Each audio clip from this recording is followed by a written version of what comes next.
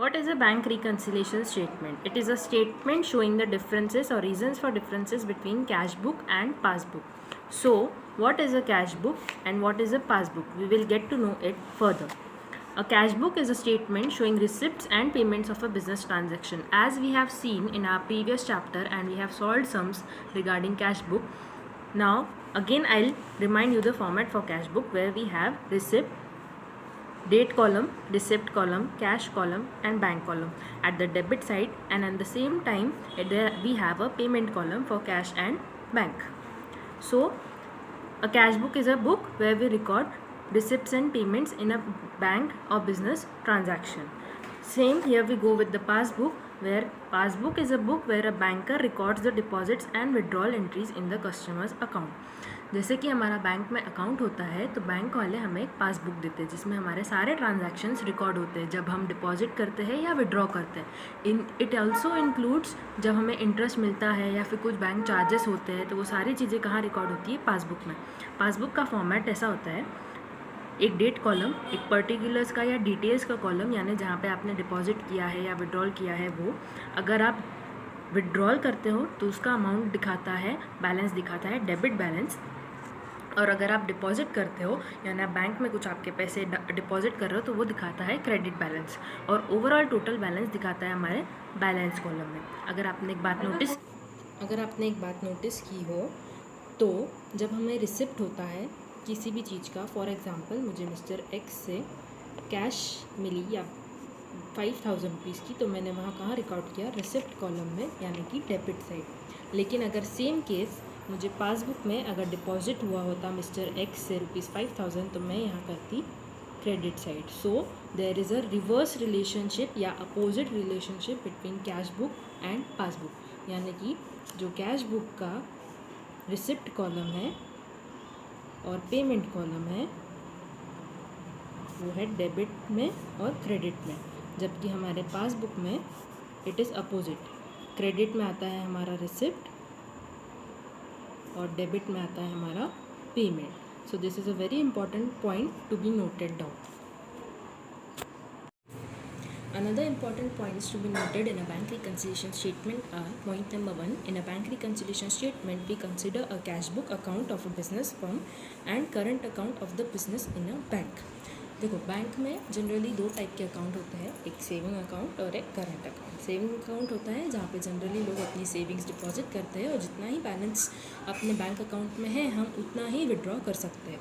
लेकिन current account is a account specially made for business firms and entities, जहाँ पे अगर बैलेंस ना भी हो तो आपको बैंक एक फैसिलिटी प्रोवाइड करती है कि आप ओवरड्राफ्ट ले सकते हैं for a limited period of time.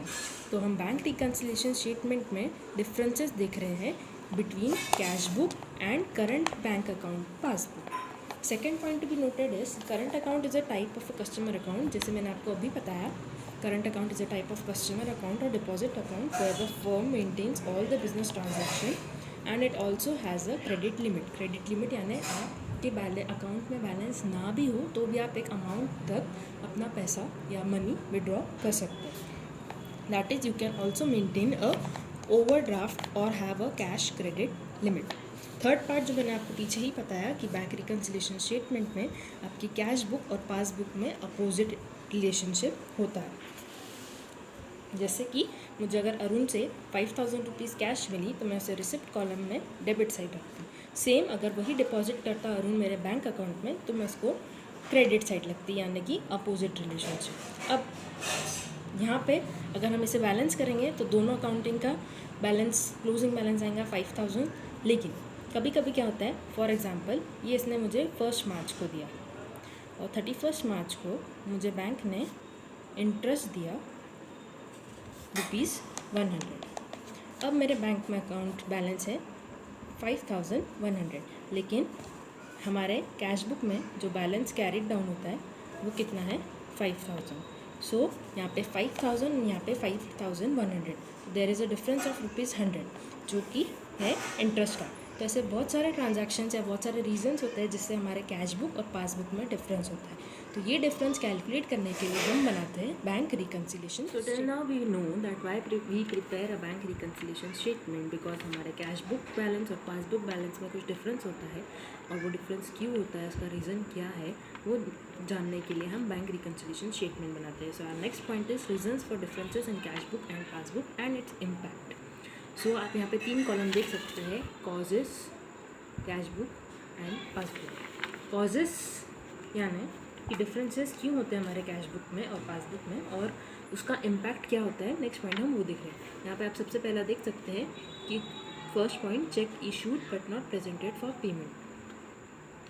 Check issued but not presented for payment is a kind of transaction जहाँ पे फॉर एग्जांपल जैसे मिस्टर एक्स का अकाउंट है जिसको मिस्टर वाई को ₹5,000 देने थे और उन्होंने चेक इशू किया, लेकिन मिस्टर वाई ने अभी तक वो चेक बैंक में डिपॉजिट नहीं किया। ठीक है, सो अब आप देखेंगे जैसे अगर ये डिपॉजिट नहीं हुआ है तो जाहिर सी बात है ये मिस्टर एक्स के जो बैंक बैलेंस है उसमें से डिडक्ट नहीं हुआ है। ठीक है, अभी यहाँ पे मिस्टर एक्स ने तो मिस्टर वाई को 5,000 दे दिए थे। अब ये हमारा कैश बुक है, कैश बुक का format receipt payment. Cash book में अगर 5,000 इशू किए यानी मिस्टर वाई को दिए हैं तो ये पेमेंट कॉलम में आया, यानी हमारा कैश बुक का बैलेंस क्या हुआ, कम हुआ, क्योंकि हमने किसी और को पेमेंट किया है। लेकिन मैंने क्या बोला कि मिस्टर वाई ने अभी तक चेक डिपॉजिट नहीं किया, यानी कि हमारे पासबुक में वो एंट्री हुई ही नहीं है, कहीं पे भी एंट्री नहीं हुई है। अगर वो पेमेंट है तो कहाँ एंट्री होनी चाहिए थी, डेबिट कॉलम में, लेकिन चूंकि वो डिपॉजिट हुआ ही नहीं है, बैलेंस डिडक्ट नहीं हुआ है, इसलिए यहाँ पे कोई एंट्री नहीं हुई। कैश बुक में एंट्री हुई है और हमारा बैलेंस क्या हुआ है, डिक्रीज़ हुआ है, लेकिन पासबुक में एंट्री हुई ही नहीं है, तो हमारा बैलेंस जो पहला था पासबुक में वो वैसा का वैसा ही है। सो क्या हुआ, डिफरेंस बन गया। ऐसे ही सेम ऐसे काफ़ी सारे रीजंस हैं जिसमें हमारे कैश बुक और पासबुक में डिफरेंसेस आ जाते हैं। Second point, cheque paid into bank या फिर deposit into bank but not clear.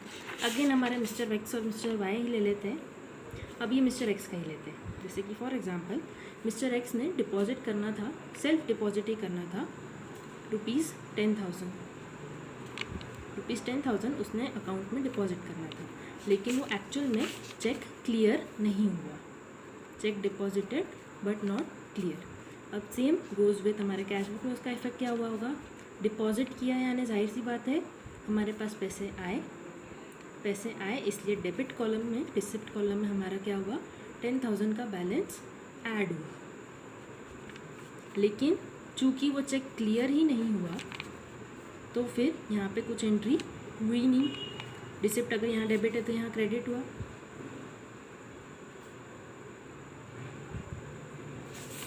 सो हमारे कैश बुक में एंट्री हुई है और बैलेंस ऐड हुआ, इसलिए बैलेंस इंक्रीज हुआ, जबकि पासबुक में एंट्री हुई नहीं है तो बैलेंस सेम है। So again there is a difference.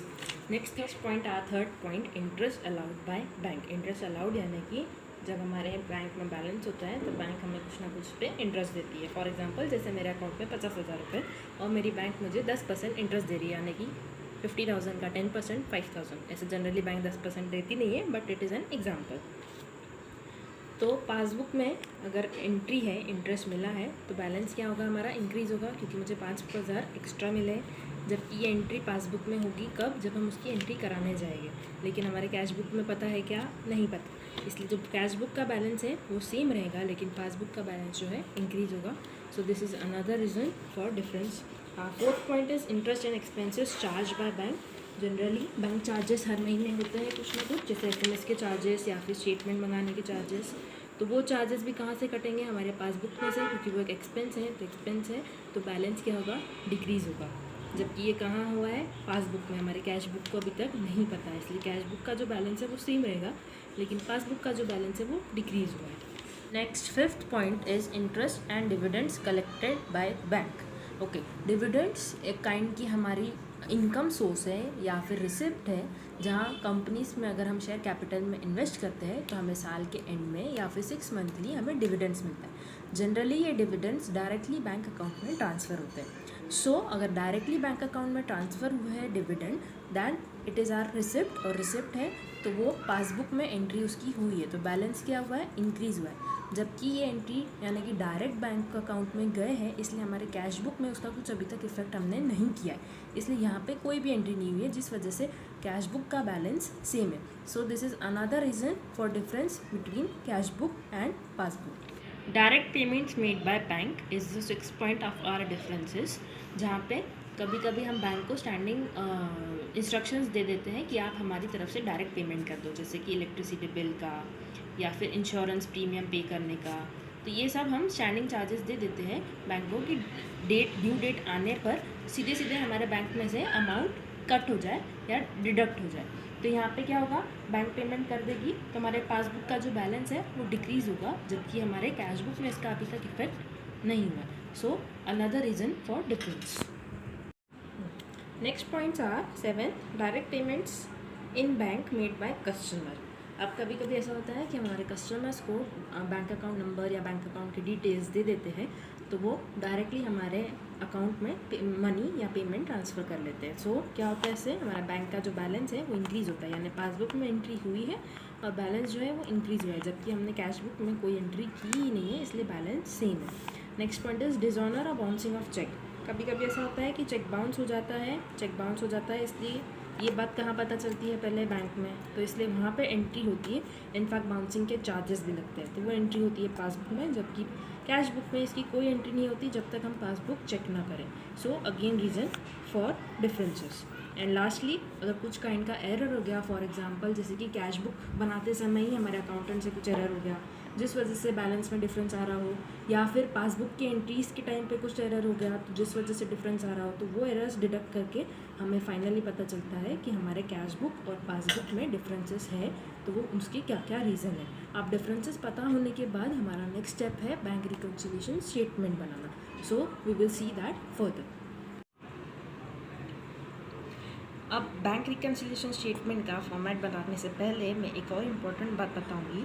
Generally हमारे बैंक बैलेंस जो कि करंट अकाउंट का बैलेंस है, मैंने पहले भी बताया था, वो 2 टाइप्स में होता है, या तो पॉजिटिव या तो नेगेटिव। पॉजिटिव यानी कि हमारे अकाउंट में बैलेंस है, मनी है, जिसमें से हम ट्रांजैक्शंस कर सकते हैं। नेगेटिव यानी कि हमारे बैंक में बैलेंस नहीं है और हमने एक शॉर्ट टर्म पीरियड का लोन लिया है, जिसको ही हम ओवरड्राफ्ट भी कहते हैं। तो बैंक बैलेंस 2 टाइप्स का होता है, एक पॉजिटिव या फिर ओवरड्राफ्ट। पॉजिटिव यानी we have balance in account and negative यानी there is a overdraft balance in account. So अगर कैश बुक और पासबुक देखें तो जैसे मैंने पहले बताया था कि कैश बुक और पासबुक में अपोजिट रिलेशनशिप है। तो अगर डेबिट बैलेंस है यानी कि पॉजिटिव बैलेंस है, यानी कि हमारे अकाउंट में बैलेंस है, मनी है। और अगर कैश बुक में हम क्रेडिट बैलेंस देखते हैं, यहाँ पे बैलेंस हम कौन सा देख रहे हैं, ईयर एंड या मंथ एंड में जो क्लोजिंग बैलेंस है, यानी क्लोजिंग हमारा बैलेंस ऑफ कैश बुक और पासबुक, अगर वो पॉजिटिव है यानी डेबिट साइड पे है यानी पॉजिटिव है, और अगर क्रेडिट बैलेंस है तो नेगेटिव है या ओवरड्राफ्ट है। अगर कैश बुक में अगर डेबिट पॉजिटिव है तो पासबुक में क्रेडिट पॉजिटिव है, यानी कि हमारे पास बैलेंस है। और क्रेडिट नेगेटिव यानी credit overdraft in cash book, so here negative debit is overdraft. तो ये बात बहुत इंपॉर्टेंट पॉइंट है नोट करने के लिए, बिकॉज बैंक रिकन्सिलिएशन स्टेटमेंट का पहला पॉइंट ये आता है कि हमारे पास क्लोजिंग बैलेंस कितना है और कौन सा है। ठीक है।